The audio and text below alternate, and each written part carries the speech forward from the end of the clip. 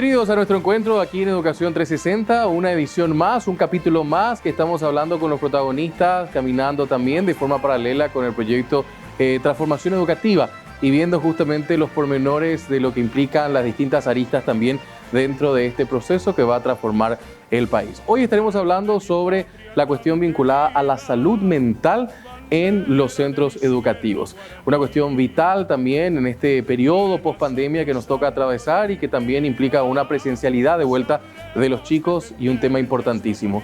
Vamos nosotros a la primera pausa, escuchando de fondo hoy también una música emblemática en este mes de la patria. Qué linda es mi bandera, de letra y música de Mauricio Cardoso Campos, la interpretación de Jorge Castro. Les damos la bienvenida a nuestra cita hoy aquí en Educación 360. Bandera paraguaya, a su sombra generosa sueño. Estamos iniciando la transformación educativa, mejorando tu escuela, tu lugar, tu aprendizaje. A mi escuela vamos todos. Programa del Ministerio de Educación y Ciencias, Gobierno Nacional. Volvemos luego de la pausa, seguimos nosotros aquí en Educación 360. Hoy realmente un programa muy interesante, estamos hablando sobre la salud mental en el ámbito educativo, dentro del espacio que justamente nos lleva a tener a los protagonistas también dentro de este proceso que estamos construyendo, que es el tema de la transformación educativa en nuestro país. Ustedes saben que semana tras semana venimos tocando distintos tópicos y hoy tenemos el gusto de estar conversando con la doctora Sandra Ocampos. Ella es doctora y docente de la Universidad Nacional con mucho tiempo también en el ejercicio de la educación. Y hoy queríamos tocar justamente con ella algunos aspectos interesantes también sobre esto que nos toca vivir. Ya hablábamos fuera de micrófono y ahora dentro de lo que es el espacio queremos también aportar esto con nuestra audiencia. Doctora, muchas gracias por su tiempo con nosotros. Muchas gracias. Para mí es un gusto poder compartir sobre este tema tan importante y que de hecho debe ser relevado en la pospandemia, porque estamos viendo ya una segunda ola o una tercera ola, como podamos llamarle, que afecta fundamentalmente la salud mental. Y por supuesto que al afectar nuestra salud mental, afecta también la manera como nos relacionamos, la manera como tomamos decisiones, ¿verdad? Y nuestra funcionalidad. Y también dentro de lo que es específicamente el campo de la formación y de la educación, impacta mucho el tema de la salud mental, ¿no? Por supuesto, nosotros más todavía como docentes en el área de la salud, para nosotros es demasiado importante concientizar sobre este tema. De hecho, hay todo un movimiento mundial de la OMS de concientizar sobre la importancia de mantener la salud mental, pero no solamente de mantenerla, sino también de poder identificar cuáles son los aspectos o las cualidades que nos pudieran poner de sobresalto para poder manejar y ayudar a las personas que están pasando por un problema de salud mental. Hicimos algunos apuntes justamente con la producción que me parece importante destacar esto con la audiencia. Por ejemplo, la construcción de un sistema educativo que asegure la calidad y la equidad a la luz de la educación para el siglo XXI demanda un modelo de gestión centrado en el aprendizaje. ¿Concuerda con esa máxima? Totalmente. De hecho, que ese es el paradigma de la enseñanza, no solamente a nivel de la educación media, sino también de la universidad. Todos los currículum en el escenario de la educación superior en este momento están con una condición fundamental que es centrada en el estudiante y en su aprendizaje. Ese es uno de los puntos claves, ¿verdad? Sí, totalmente. Y la otra cuestión también, hablábamos de que la salud mental y la educación se vinculan desde los objetivos que persiguen en un mismo escenario. Así pues, la finalidad de la educación es el desarrollo integral del estudiante y la salud mental se puede contextualizar como una realización de la persona. Hay como una mirada de vuelta hacia la integralidad también del ser humano en el proceso de aprendizaje, ¿no? Totalmente. En realidad es demasiado importante porque nos preguntábamos, ¿verdad? ¿Por qué la salud mental? ¿En qué marco? Y justamente en el marco del desarrollo integral del individuo que estamos formando, ¿verdad? Entonces, por lo tanto, si nosotros entendemos que yo hablo desde el punto de vista médico, ¿verdad? Que nosotros no somos solamente lo biológico o lo fisiológico, que nosotros no somos cuando perdemos la salud una enfermedad, sino somos una persona que está con un problema de salud y por lo tanto nosotros debemos ver todo el contexto. Tenemos que ver la salud física, la salud emocional, la salud social. Debemos necesariamente identificar cuáles son los factores determinantes en el ambiente social de la salud, porque si no, de verdad no podríamos estar haciendo o teniendo un impacto para la curación y la rehabilitación de nuestros pacientes. ¿Sigue siendo un tabú la salud mental? Sigue siendo. Y es uno de los puntos más negativos, digamos, de trabajar con la salud mental. No sé si viene al caso, pero sí nuestros propios estudiantes de medicina están presentando proyectos de cómo dejar de estigmatizar los problemas de salud. Y es una cuestión que debemos preguntarnos como sociedad. ¿Por qué cuando me duele la garganta puedo decir me duele la garganta y me voy al médico, y cuando tengo un problema de salud mental, es decir, estoy estresado, no estoy durmiendo bien, me vienen pensamientos negativos a la mente, que se llaman pensamientos de intrusión, tengo pesadillas, no puedo comer, tengo alteraciones en el trastorno de la alimentación? Yo no puedo decir. ¿Por qué cuando digo tengo que consultar con un psicólogo o un psiquiatra me miran diferente?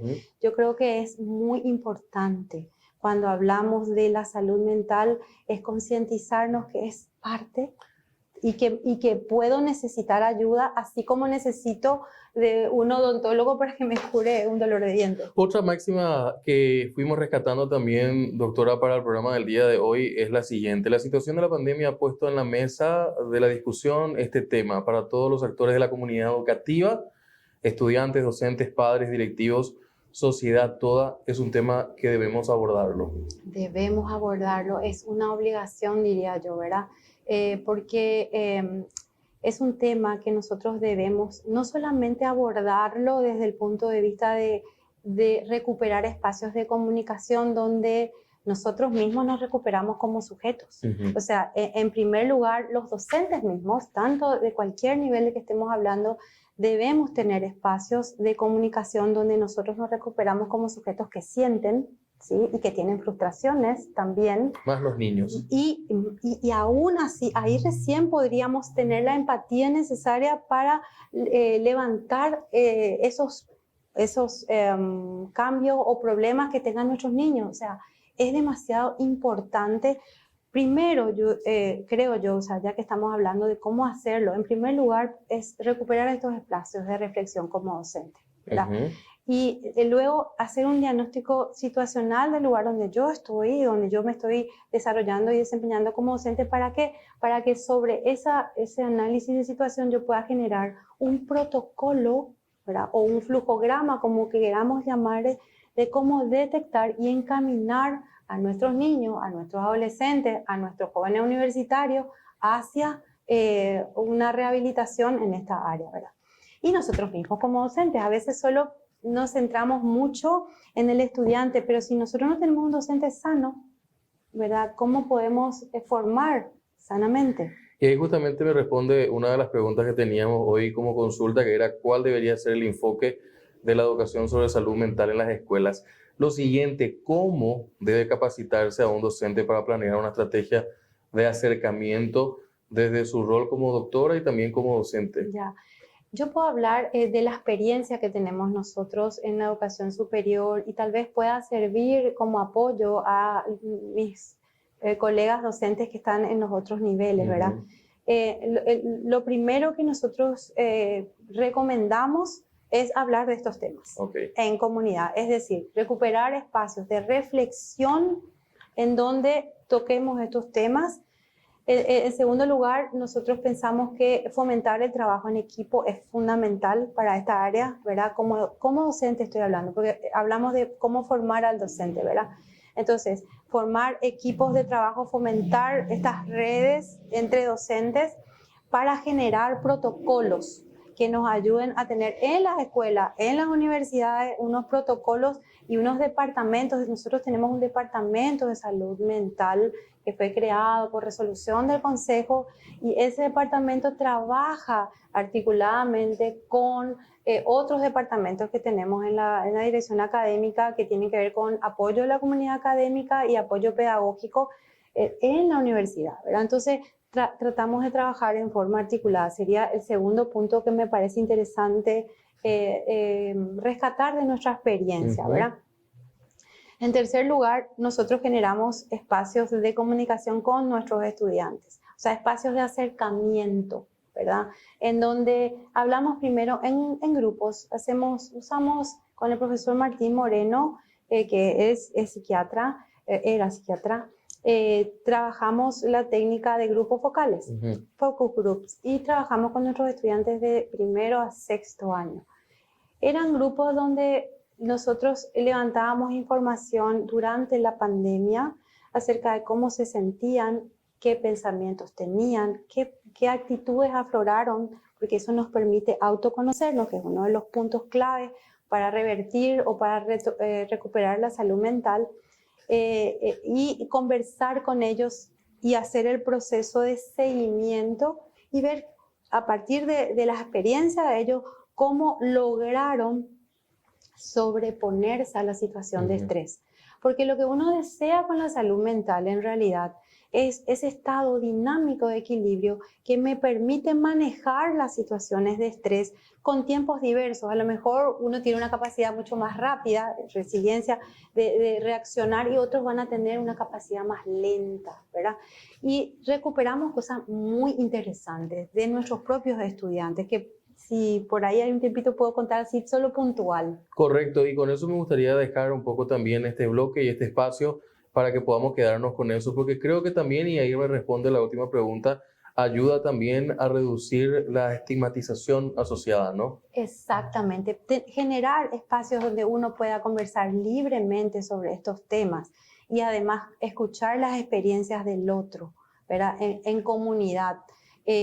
Ayuda muchísimo a autorrecuperarnos a nosotros como personas, como le decía, como sujetos y no como autómatas, ¿verdad? Que deben hacer un trabajo, que deben cumplir las tareas del colegio, que deben hacer una serie de rutinas que son importantes y nos permiten también comprendernos. Se genera mucha empatía, ¿sí? Y se genera también naturalmente el deseo de apoyarse mutuamente para las situaciones de estrés, ¿verdad? Doctora, realmente ha sido un gusto conversar con usted. Muchísimas gracias, para mí también. Doctora Sandra Ocampo con nosotros, docente universitaria de la Universidad Nacional. Y doctora, hoy aquí también en nuestro espacio de Educación 360, tocando el capítulo de salud mental en el ámbito educativo. Hacemos la pausa, a la vuelta estamos con más.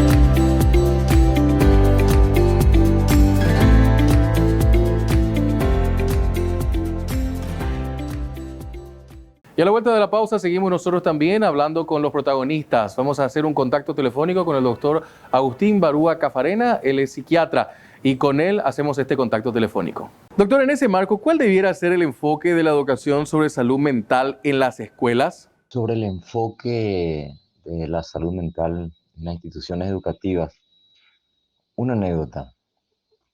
Yo trabajo como investigador en la Universidad Nacional de Pilar e hicimos una investigación sobre suicidio y comunidad en la ciudad de Pilar.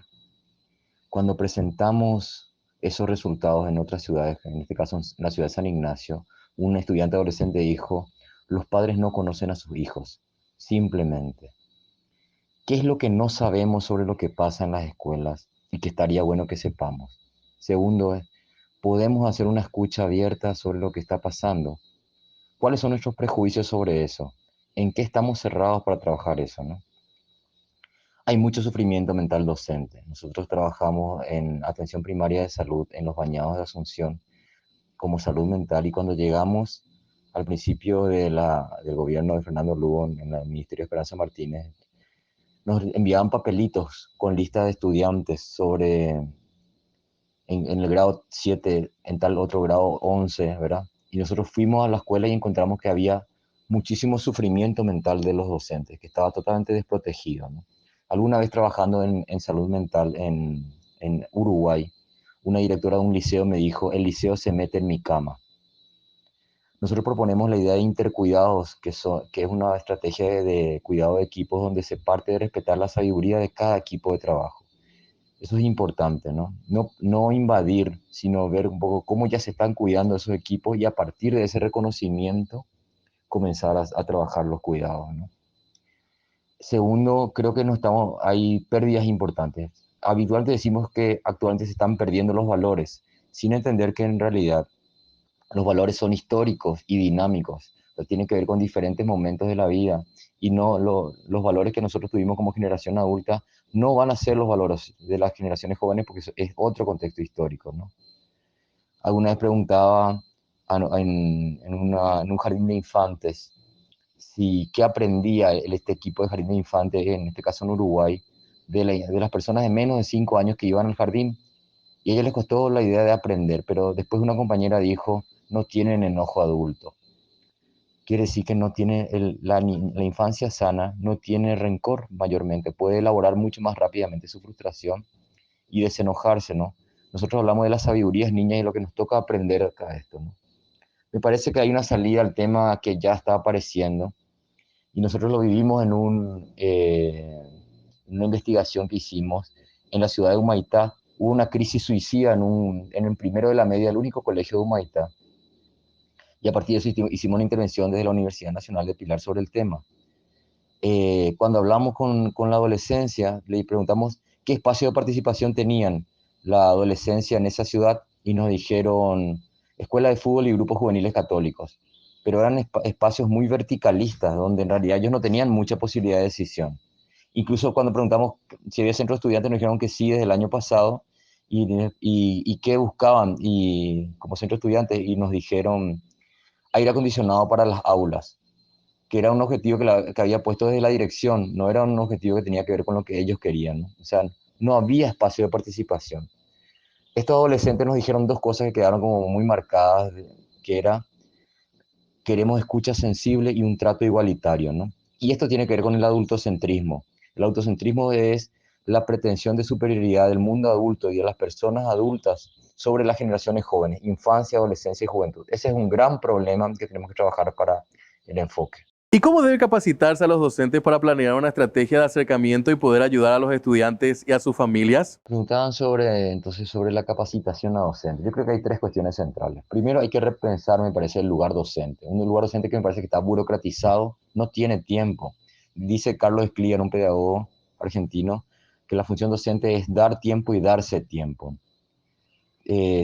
Está despolitizada este lugar docente.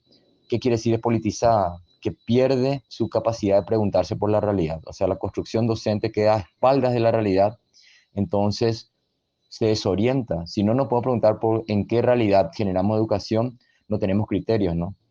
Es una realidad, es un lugar docente presionado institucionalmente, moralmente, vincularmente y económicamente. Es un lugar precarizado. Solamente el hecho de que se caigan los techos ya habla de un nivel de precariedad severísimo, ¿no?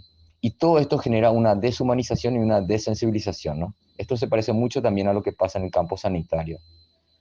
Pese a ello, hay muchos intentos que hay que poder poner en valor del mundo docente, ¿no? Intentos de construcción, intentos generosos, ¿no? Este es un tema, repensar el lugar docente. Otro tema que me parece importante es una escucha genuina y responsabilizada a los movimientos estudiantiles secundarios y universitarios. El movimiento estudiantil secundario, el silencio no es mi idioma, y el universitario que comenzó con el Una no te calles, han gritado tras estar cansados de no ser oídos. tienen muchísimo que proponer. Yo creo que es fundamental como segundo punto oírles. Y una tercera cuestión para la capacitación es vincularnos de verdad, ¿no? O sea, preguntarnos colectivamente qué proyecto de sociedad y por ende qué proyecto de escuela, de colegio, de universidad necesitamos, ¿no? El asesinato del fiscal Pecci ahora en Colombia da la talla de la gravedad de nuestra situación, pero también dan la talla, la sordera histórica de las instituciones y los gobiernos a las demandas campesinas e indígenas. O sea, hay una sordera estructural que necesita de nuevo vincularnos y preguntarnos sobre lo que está pasando, vincularnos como comunidad paraguaya y poder preguntarnos qué proyectos ya queremos y cómo la construimos, ¿no? Esto me parece fundamental, estos 3 puntos. Repito, repensar el lugar docente, una escucha genuina y responsabilizada a los movimientos estudiantiles y vincularnos de verdad con estas necesidades de acordar qué proyecto de sociedad y por ende desde ahí de ver los proyectos educativos. Por último, doctor, ¿cómo comprender la salud mental y reducir el estigma asociado y facilitar su comprensión de sus síntomas para manejar el control de las emociones y del comportamiento? ¿Cómo pensar el tema del estigma? Ese es un temazo para nosotros quienes trabajamos el tema de salud mental y de una mirada comunitaria, colectiva. Hay un concepto que me gusta mucho de Alice McDougall, una psicoanalista neozelandesa que habla de las normopatías, que son las personas demasiado normales. Y tiene 3 características. Nunca se rebelan, nunca tienen permiso para entrar en crisis y siempre son adecuadas. Hay que poder también discutir primero la idea de normalidad, porque en general la institución educativa es muy normópata. Acalla las rebeldías, no valida el derecho a entrar en crisis y nos forma de una sola manera. Nosotros usamos como 12 anti-tips o anticonsejos, decimos nosotros, porque los consejos a veces no son invasivos, pero bueno, son nuestra experiencia para pensar en la salud mental más allá de los manicomios. Los manicomios son estas lógicas de estigmatización y encierro, ¿no? Este es loco, no sirve, y si es loco, encerrarlo. ¿Qué hacer, no? 1, reconocer nuestros propios impensables. Impensable es lo que pensamos de una sola manera. Necesitamos pensar más abierto. 2, conocer nuestro propio lado monstruoso, ¿no? El monstruo no puede ser siempre el otro. Cada quien tenemos experiencias donde de alguna manera fuimos discriminados y tratados como monstruos. A partir de ese reconocimiento podremos empatizar con lo monstruoso del otro. Y aparte, todos los monstruos somos humanos. O sea, eso estamos adentro, ¿no? Tercero, una frase de una filósofa brasilera que Marcia Tiburi dice: amar es reconocer la diferencia del otro. Poner en valor la diferencia, ¿no? Y ahí construir amor. Amor desde la diferencia, ¿no? 4, ir desarmando los verticalismos. Los psiquiatras donde somos muy verticalistas, muy autoritarios, solamente nosotros queremos mandar, entonces construir una salud mental más horizontal. 5, singularizar, o sea, particularizar los abordajes en salud mental, crear abordajes de salud mental. Nos piden mucha creatividad, ¿no? No podemos siempre hacerlo de la misma manera, solo con psicofármacos, solo con test. Salud mental tiene que ver con muchas cosas más. 6, tener una perspectiva de derechos. Las personas con sufrimiento psíquico también son personas, siguen teniendo derechos, ¿no? Decía una compañera en un viaje que hice a Trieste, Italia, enfermera, en el modelo de la psiquiatría democrática de allá: si yo tengo miedo después que te cuente, vos me encierres, ¿qué relación puedo construir contigo? Nosotros los profesionales de salud mental tenemos que dejar la pistola de la amenaza del encierro compulsivo para poder construir algo más horizontal. Tomo un eslogan de Trieste también, que la libertad es terapéutica, no más barrote terapia. Ese es el 7. Validar lo territorial, lo cotidiano y lo próximo. Importa dónde tomo tereré, importa si me gusta jugar vóley o fútbol de salón, importa qué tipo de empanada me interesa, importa con quién termino la noche y comienzo la mañana pensando su nombre románticamente. 9, lo comunitario, sentirnos nosotros, sentirnos enlazados, sentirnos como comunidad vinculada, ¿sí? El 10, celebrar cada profesional de salud mental, nuestra rareza profesional, ¿no? Yo trabajo, por ejemplo, solo para poner una referencia, como psiquiatra en algo que le llamo clínica placera, que es un acompañamiento de salud mental en bancos de Plaza de Asunción, ¿no? El espacio público tiene que volver a ser el espacio del encuentro, de lo común, de lo incierto necesario, no más el espacio solo del shopping o el espacio del miedo y la desconfianza, ¿no? Podemos construir privacidad sin cemento, o sea, conversar en los espacios públicos. ¿Acaso no hemos tenido conversaciones importantes en espacios públicos, o todas siempre fueron detrás de los ladrillos, ¿no? Necesitamos desmontar que el sufrimiento psíquico es un sufrimiento avergonzante que hay que ocultar y hablarlo más abiertamente. 11, anti-tips, tener coraje, ¿no? Repensar la idea de la peligrosidad. No somos peligrosos todo el tiempo y el peligro se construye en un sistema de relaciones, ¿no? Necesitamos coraje para cambiar los modelos de salud mental en que trabajamos. Y por último, repensar qué entendemos por cordura y por locura. La cordura nos sirve para cuidarnos. No cruzo una avenida sin mirar izquierda o derecha a ver si vienen vehículos. Pero si soy demasiado cuerdo, vivo la desconfianza, el terror y la parálisis.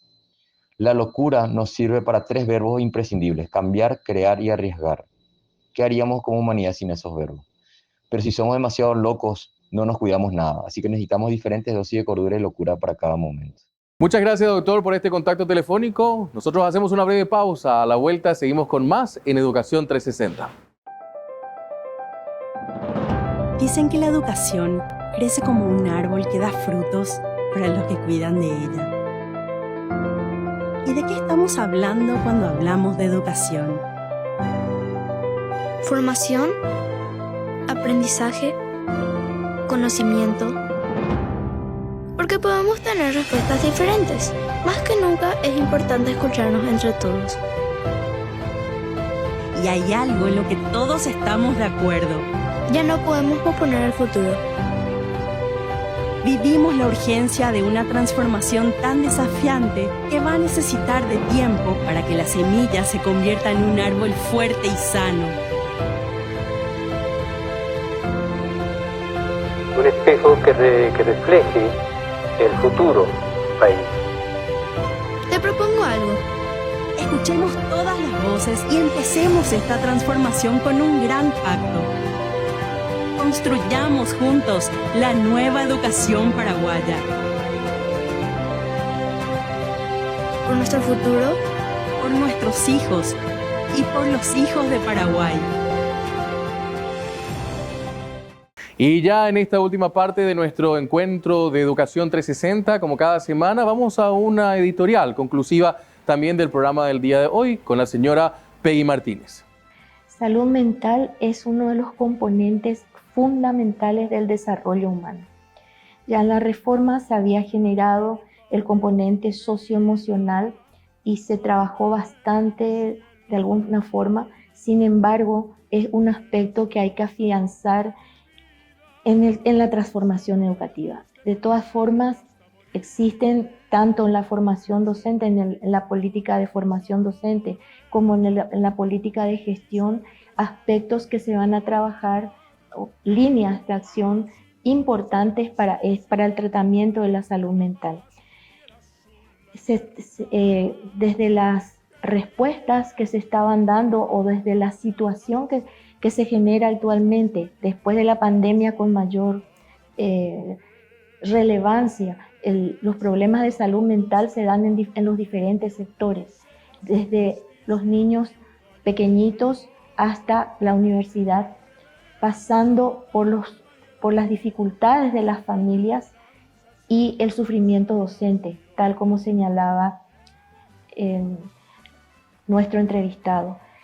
En este contexto, un trabajo articulado y en conjunto con todos estos actores es fundamental. Los patrones de crianza actualmente están en conflicto, es decir, los patrones con que fuimos criados hace 10 o 20 años fueron cambiando por las características, por la información, por la globalización, por una serie de circunstancias, con lo cual los padres, en muchos de los foros en los que estuvimos, han demandado ser formados también para contener, escuchar y comprender todo el desarrollo humano de sus hijos y los conflictos por los que pasan. Asimismo, la escuela es el espacio donde se reciben todas las dificultades, donde se decantan a través del aprendizaje, a través del comportamiento, situaciones de sufrimiento emocional que viven tanto los niños, los jóvenes o los adolescentes. Y en este contexto, el educador es un sufriente de estos problemas. Cuando los problemas emocionales no respetan estratos sociales. Tenemos en todos los sectores, con mayor o menor mayor o menor cantidad de niños, adolescentes o jóvenes con dificultades. Con la pandemia se ha desatado una gran cantidad y en la estadística dice que hay un 60% de niños en depresión. Por otro lado, los docentes en las escuelas definen que hay casi un 50% de su alumnado está con alguna dificultad. Por tanto, la importancia de la escucha que nos señalaba nuestro compañero, una escucha activa, a la familia una escucha activa, al docente una escucha activa, al niño, al joven y al universitario que se encuentra mucho más sensible en estas circunstancias. Escucha y vinculación. La relación es vínculo, es mirarse, es verse, es reconocer en el otro las necesidades que tiene. Y a partir de eso, poder ver el ser de ese niño, el ser del adolescente, el ser del estudiante, el ser del docente, el ser de la familia para su humanización. En este contexto, se señalaba como importante la creación de un abordaje de salud mental que permita una comunidad continente y unos espacios de encuentro personales, más allá de todos los elementos que nos bloquean esa comunicación, como el teléfono, el iPad o el computador. Necesitamos volver a la escucha, necesitamos interpretar lo que necesita cada uno de los miembros de la comunidad educativa. Entonces, el desafío es importante, escucha y vinculación. Hemos llegado al final de otra cita aquí en Educación 360. Como siempre, un gusto compartir con ustedes cada semana la apuesta de lo que significa pensar, analizar y con los protagonistas desentrañar los pormenores de lo que significa caminar este proceso de transformación educativa aquí en el espacio en Paraguay TV de Educación 360. Hoy hemos tocado el importantísimo tópico de la salud mental en el sistema educativo. Esperemos que haya servido y que definitivamente hoy puedan llevar algunas reflexiones interesantes sobre el tema. Nos despedimos escuchando Qué linda es mi bandera en la interpretación de Jorge Castro en letra y música de don Mauricio Cardoso Ocampo. Recordándole siempre que la educación es un compromiso de todos. Buen descanso. Hasta la próxima.